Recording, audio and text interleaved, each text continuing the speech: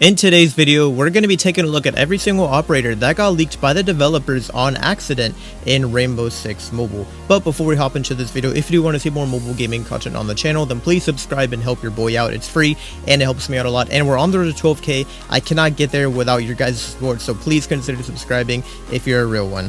I don't think I want to. You don't want to? Why don't you show a little follow through? Please, I'm not suggesting anymore.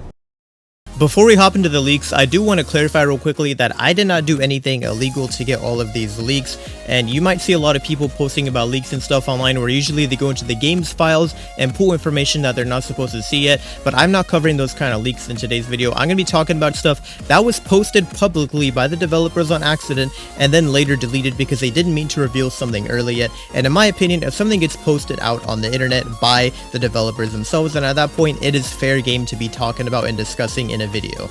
Now with that out of the way, the first two operators that had gotten leaked were actually Frost and Maestro earlier. Now I already made a video about this, so I'm kind of just going to sum it up very quickly for you guys. Basically, for the newest season in the patch notes, the developers had accidentally made comments about certain operator gadgets getting their audio cues reworked, and in the list of gadgets they included the woke up mat and the evil eye, which if you played Siege, you know these gadgets belong to Frost and Maestro respectively.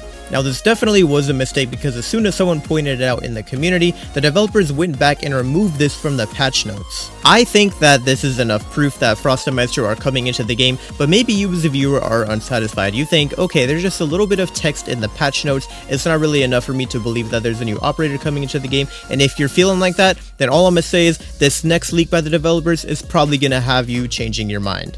Originally, the developers had posted a video on Twitter and Discord, and they deleted it after recognizing their mistake, so all we have left is a screenshot from the incident.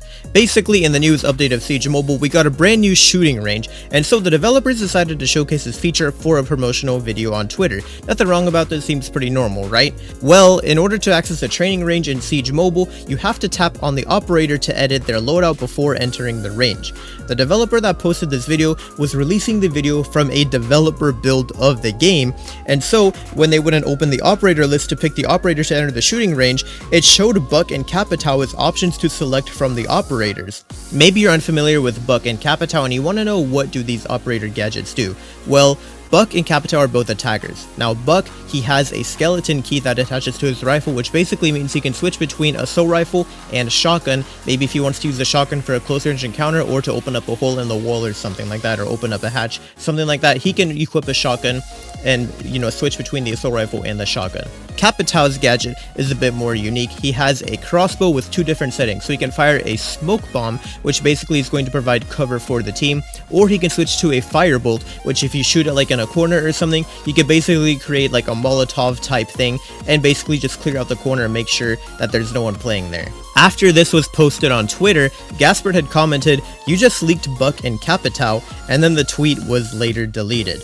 Now, you might be wondering why we have 4 supposed operators that are coming into Siege Mobile, and to be honest with you, I think it's because the developers probably work behind the scenes to sort of get these operators out early for us, just so they could test them out and see, you know, which operators should we add into the game. Because right now, if they're going to keep doing what they do right now, they're probably not going to create a new unique operator. Instead, I believe they're probably going to just be, you know, bringing in operators from Siege into the mobile game, which I'm totally fine with. You know, I don't expect there to be a unique operator. It would be cool and it would be very nice for the marketing of the game, but even bringing, you know, older operators is still cool. We want to be able to see them all in Siege Mobile, and it's probably not that hard for them to bring a new character into the game because they probably just have to get the models for, you know, the characters for their guns and stuff, for all their equipment, maybe get some voice lines in there for the characters from the voice actors, and, you know, maybe do little animations and stuff like that. But overall, it's probably not very difficult in comparison to some other stuff like, you know, adding new maps or, you know, making new features and stuff like that. So I imagine that they probably have a decently sized roster of operators that they're testing out in mobile